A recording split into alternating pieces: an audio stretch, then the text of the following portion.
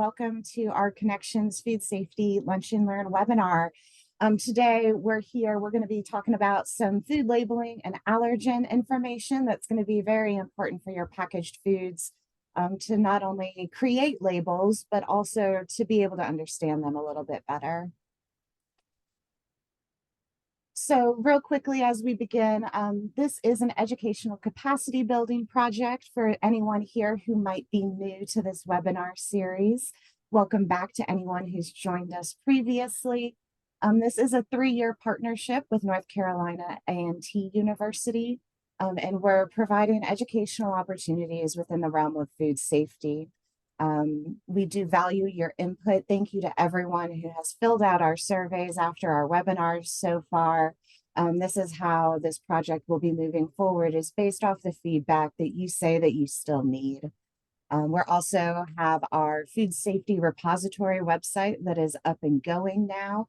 We're starting to populate it with resources for the food industry. And in 2025, we're looking forward to coming out around North Carolina to extension offices and hosting in-person sessions with food agents, with the public, food manufacturers, shared kitchen managers. We're looking forward to start touring the state and seeing y'all in person next year. A few webinar logistics, if you would please check and make sure your microphone is muted while we are presenting. That would be very appreciated. We will have the opportunity at the end of our webinar for you to turn on your cameras, turn on your microphones, and ask questions. And today we will have a good amount of information and data. So keep in mind that all of this information, the links, the resources that we talk about, they'll be linked to our highlights when we post on our website. All right, so today we are hosting this webinar. It's going to be Lynette Johnston and myself. You've probably seen our faces before if you have been to our other webinar series. We are extension personnel in the Food Bioprocessing and Nutrition Science Department at NC State University, and we're both located out of Raleigh, North Carolina, even though we do travel around the state and we serve all 100 counties. So what are we going to be getting into today? First off, we're going to talk about labeling for your principal display panel, as well as what is required on all food packaging labels. We'll do a little bit of a dive into nutrition and health claims, allergen labeling, and then we'll look at organic, third-party labels, some other designations that you might see on food packages when you're in the grocery store. So let's go ahead. Let's get this kicked off with our food label review. So this is at a bare minimum. All packaged food labels must include a product name and a statement of identity. So the FDA has outlined quite a few statement of identities that a product and its ingredients must conform to use that term. I think of cheddar cheese, and that there are specific requirements to that product to hold that statement of identity, making sure that you are accurate to the product that you are labeling. You also have to list net contents. So it should be listed in 2 ways. It should be listed in standard US customary system units, pounds and ounces, and then followed by the metric system. So grams, liters, milliliters. And then if you have a product that is more accurately described by a count, such as 4 rolls, that is also acceptable.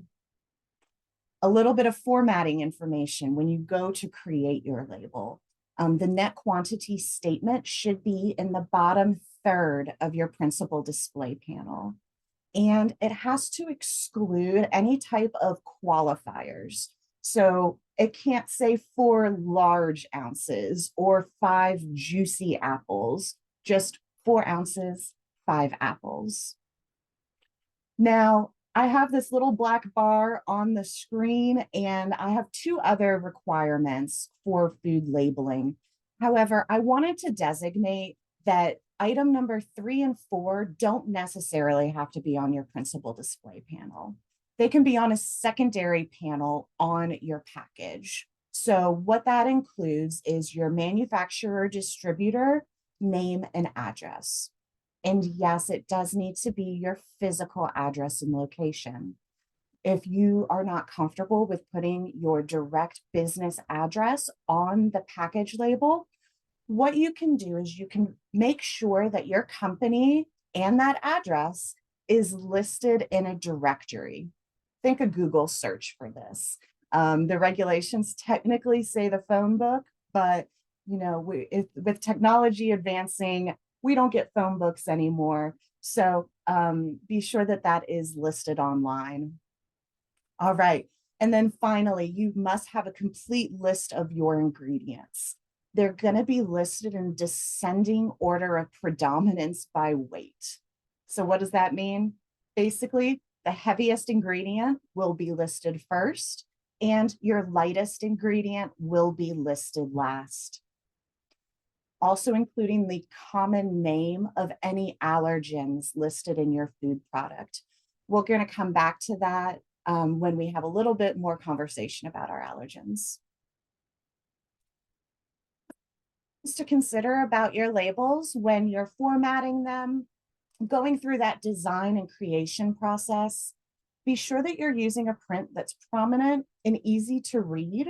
So that's not only the font, but that's also the color scheme of your label to consider. The letters on your packaging must be at least 1/16 inch in height, and that's going to be measured by the size of your lowercase o. So if you work with some sort of a label printer or a label designer, keep this in mind and make sure that your labels are falling within this sizing requirement prior to making your large purchase. Now, if you have an additional information panel, maybe you want to put your name and manufacturer address and then your list of ingredients on another panel, not the front of your package. Well, it must be to the right of your principal display panel as your product faces your customer. And you see the examples that we have up here. And what this does is it provides continuity for access to this information across all food products that are retailed. The other thing to consider is to not have any intervening material on your label. And this is what you see here on the right-hand side of your screen. We stuck a graphic and an image right there in between our nutrition facts panel and our ingredients statement. All of that information should be continuous. Now, since we brought up the nutrition facts panel, just a quick review of this. We're not going to spend too much time here, but I did want to provide an updated graphic of what our most recent nutrition facts panels need to have in them. We do see that there were changes in the formatting, the sizing, as well as the nutrients that we're communicating with our customers. So we see that one of the new ones was added sugars under our carbohydrates. And nutrition facts panels for many companies are going to be required, especially the larger you are. There are a few exemptions. So small businesses, restaurants, bulk foods that are going to be used for further processing, used as an ingredient themselves. A food unit that is for sale but has that this unit is not labeled for retail sale. It's coming out of a multi-package. And then quite a few fresh items. So fresh produce, seafood, meat products don't have to bear that nutrition facts panel. So before we move on, I did want to kind of give an outline as to what that small business means, because until you breach these thresholds, you do not have to include a nutrition facts panel. So those thresholds are if you generate less than $500,000 in annual gross sales, If you employ less than 100 full-time equivalent employees, or you're manufacturing and selling less than 100,000 units every year, you fall into that exemption of being a small business, and you are exempt from creating a nutrition facts panel. If this is something that you do want to have on your food product, we do have an extension program here at NC State that can help you. This is our EI4F program, our entrepreneurial program, and they can help generate nutrition facts panels and accurate ingredient statements for you. All right, a couple other things that you might see on labels. So we're going to talk about nutrient claims and health claims for a moment. And nutrient claims are going to describe the level of a nutrient in a product using terms like free, high, low, and how do they compare to the level of a nutrient in another food. You can also use terms like more, reduced, light. And there are some constraints and parameters around what that actually means. We'll see that in a minute. Now, these nutrient claims also apply to nutrients that have established daily values. And if you look at a nutrition facts panel, that's going to be that tiny little bit of information along the right-hand side. Couple of examples of what these nutrient claims are: less fat, 35% of your daily fiber requirements. Both of those nutrients having daily values. So we can go ahead, and if our food complies with the requirements, we can mark it as that. Now, a little bit more technical are health claims. So what we're looking at here is a relationship between the food or an ingredient within the product and a reduced risk of a health or disease condition. When we're looking at these, we see omega-3s supporting brain health, how the soluble fiber in these Cheerios can help lower cholesterol. These Cheerios, probably one of the most infamous health claims that are out there, at least ones that we're really familiar with. They did a lot of marketing on that. Now, if you are using a health claim, your substance or nutrient that you are making the claim about must also meet the nutrient claim requirements. And to help guide these health claims and make sure that they are accurate, the FDA has outlined 12 health claims that are permissible on your food products when they meet those thresholds. They also have some authorized claims and qualified health claims. Just as an FYI, they allow those claims to be used, but there are more strict parameters on the nutrient quality. So there's research out there that says, yes, we think, and research is showing that consumption of this nutrient will have an outcome for a health benefit, but we are still investigating and still learning about those claims. So real quickly, let's take a look and see what some of these examples are. We see that if you want to use the term high, rich in, or excellent source of, the food must contain at least 20% of the nutrient's daily value. So you'll get 20% of your calcium requirements from one serving of that product. I also like to bring up the term healthy here because it is a claim that we see quite a bit on foods, and it's an implied nutrient claim.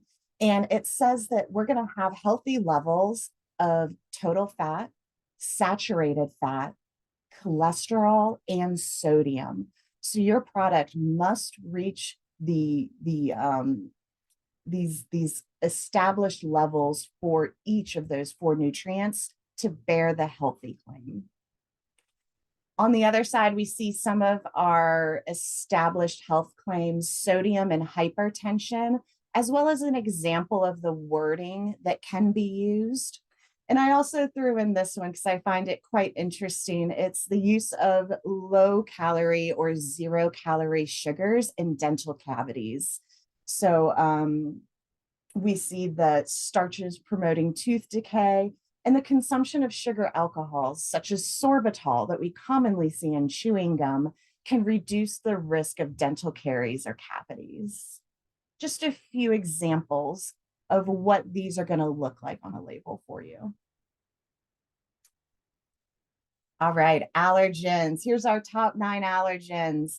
You can see our wheel that we took from the FDA. In 2023, we have sesame that has been added to align with what we are seeing as common allergic reactions in our population, as well as to align with really international labeling standards. Many, many other countries will also include sesame. Now, for some of our items, we do have a few more considerations. So for items such as tree nuts, finfish, and crustacean shellfish, it's not just enough to put these overarching terms and labels to identify allergens. We must provide the specific species within that group that's in the product. So almonds instead of tree nuts, tilapia instead of fish, or shrimp instead of crustaceans. So getting down to the specifics there. And what that's going to look like on your label can be conveyed in one of two ways.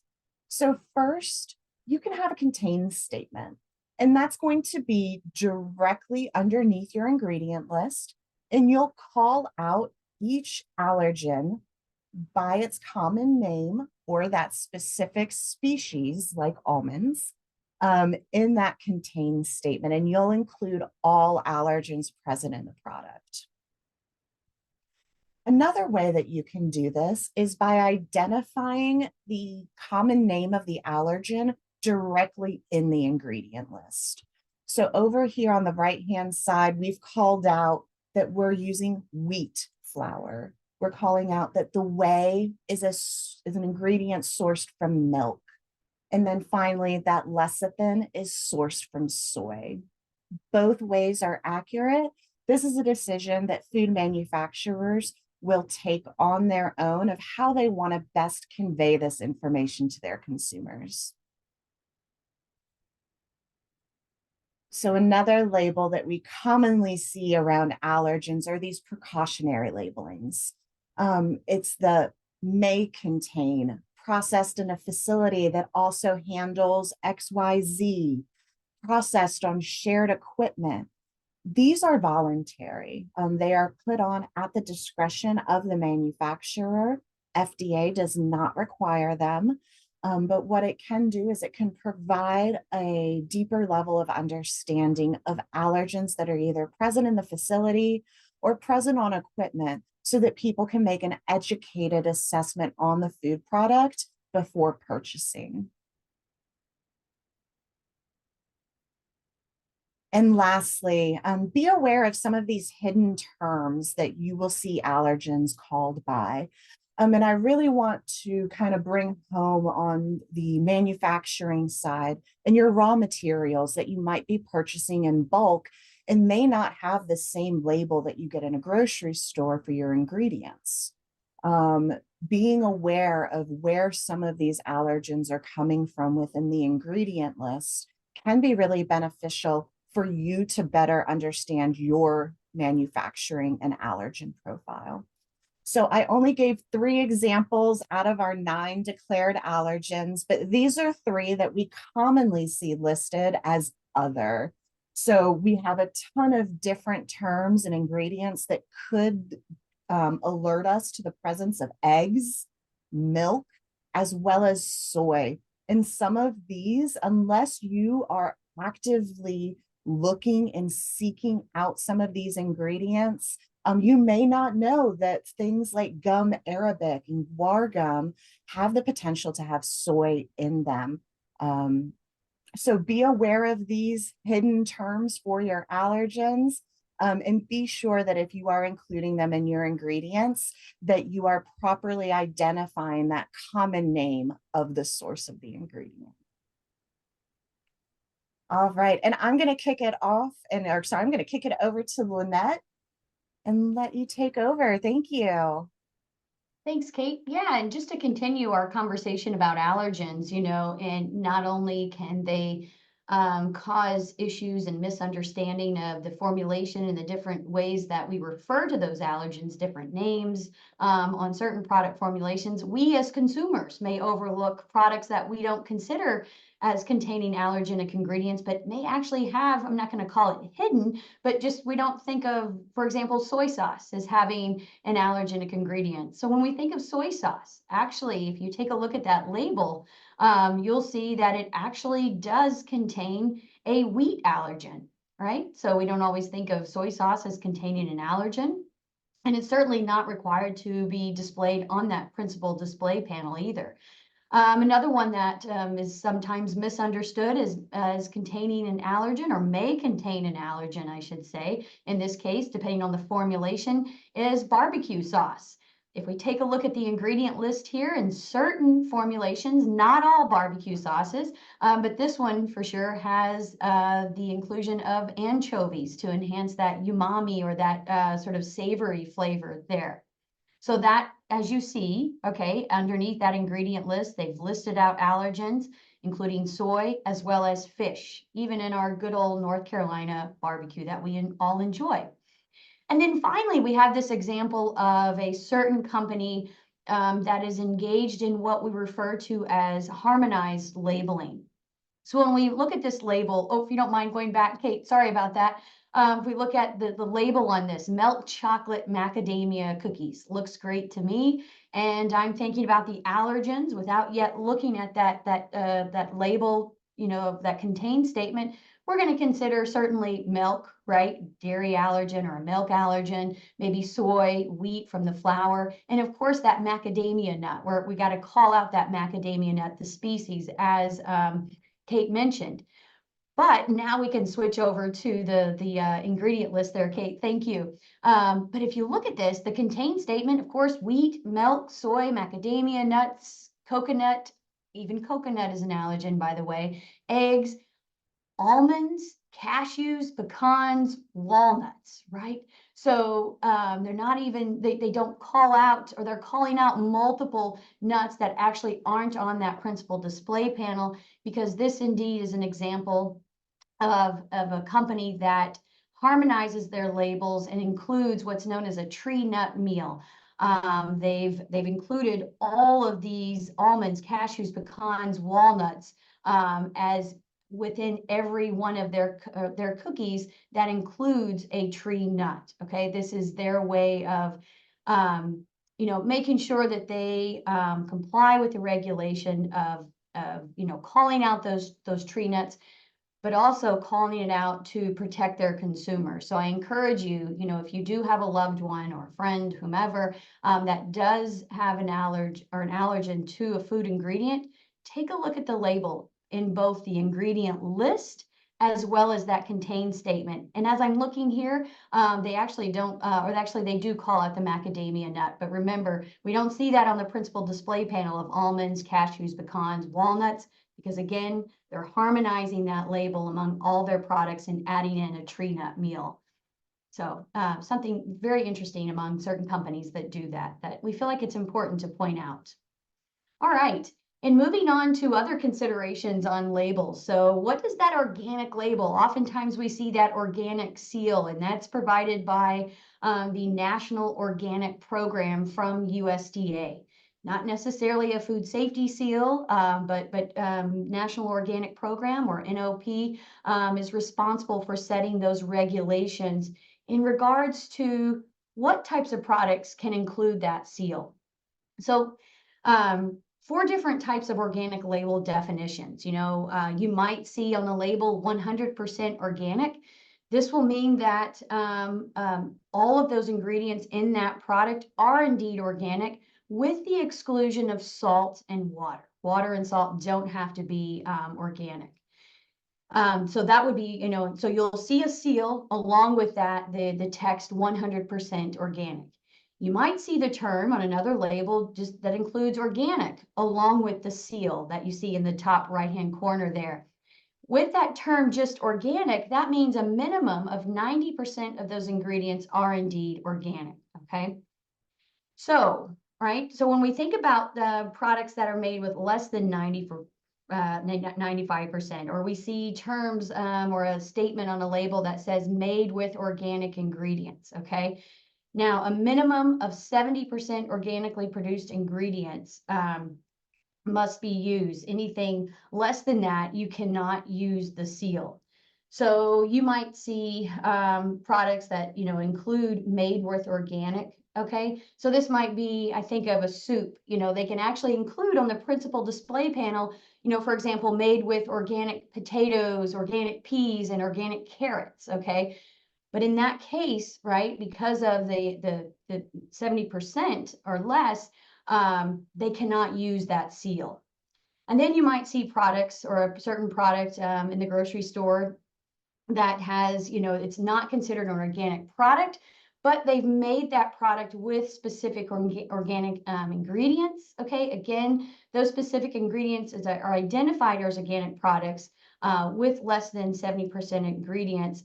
They can call that out on the ingredient list that, again, it's made with organic, carrots or organic, potatoes, whatever it might be. But again, they cannot use the seal. And then we think about those exemptions for small businesses. So USDA does not require certification for organic sales of those businesses of less than $5,000 per year.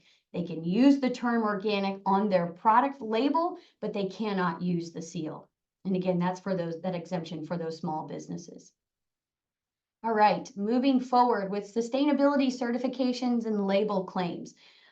So when we think about sustainability, there are, I think, many definitions in the way we might define that. But here we're talking about those foods that are produced in a way that limits harm to the environment, public health, and animal welfare, while promoting societal and economic well-being.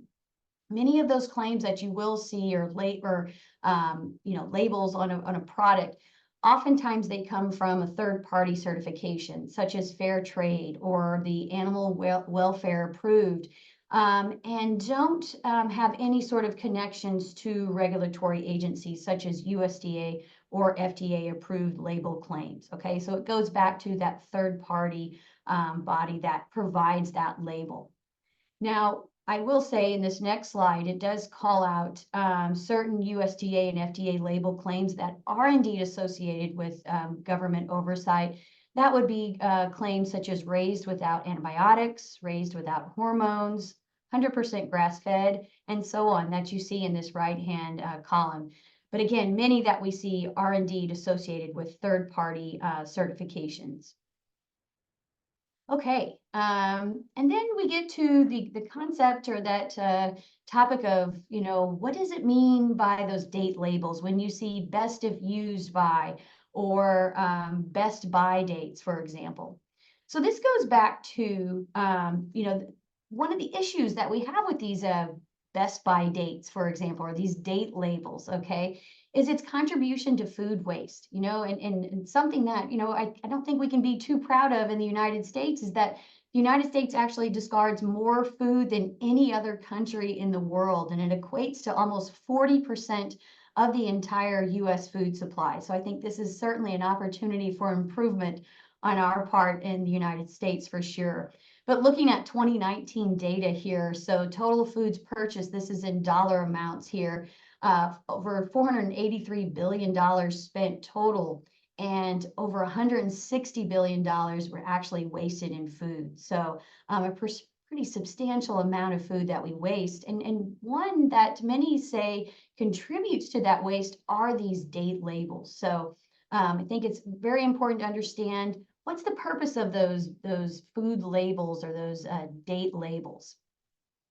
So number one reason is to inform consumers of date to expect the highest quality and flavor. The key point here, these date labels are not necessarily for food safety.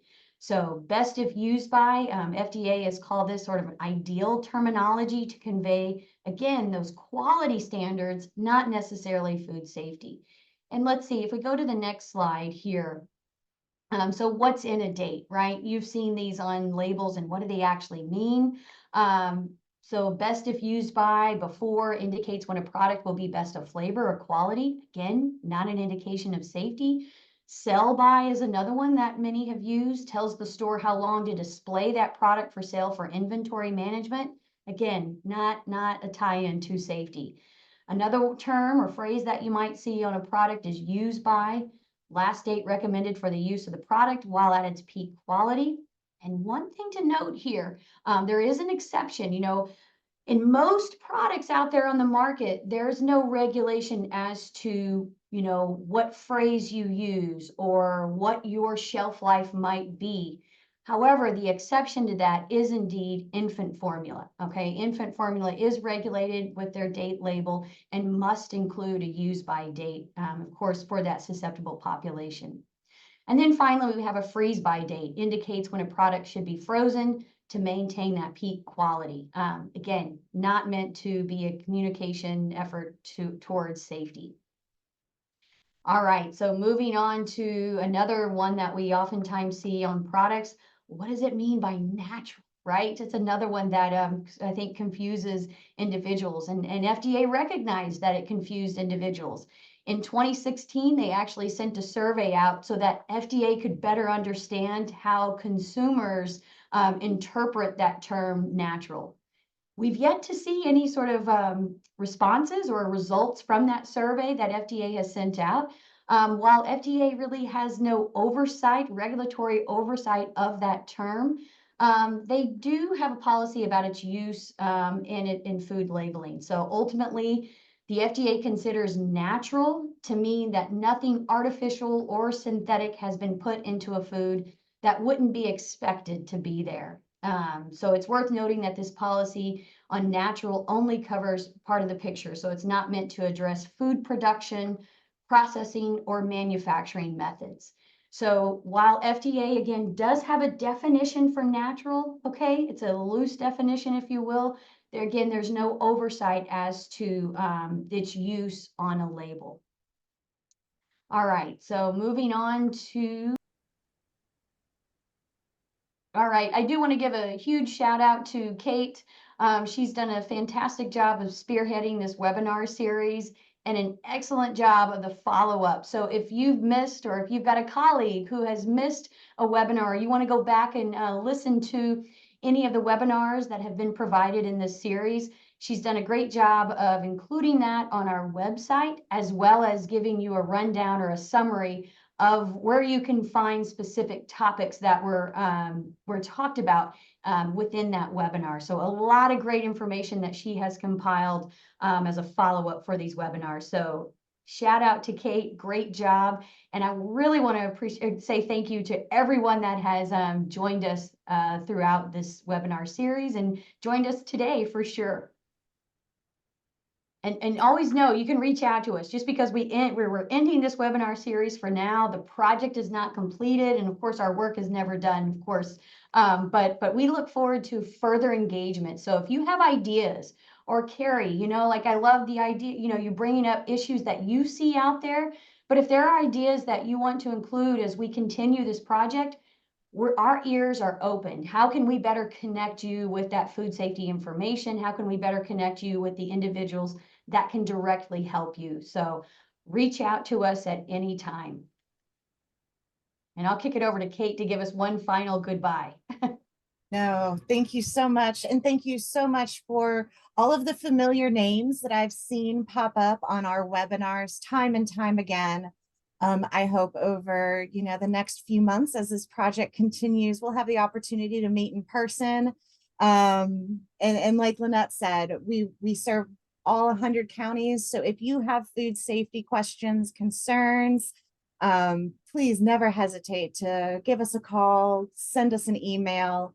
We'll do our best to help out where we can. And if we don't know the answer, We are very fortunate to have a great extension team here at NC State and NCA&T that we can call upon and get those resources for you.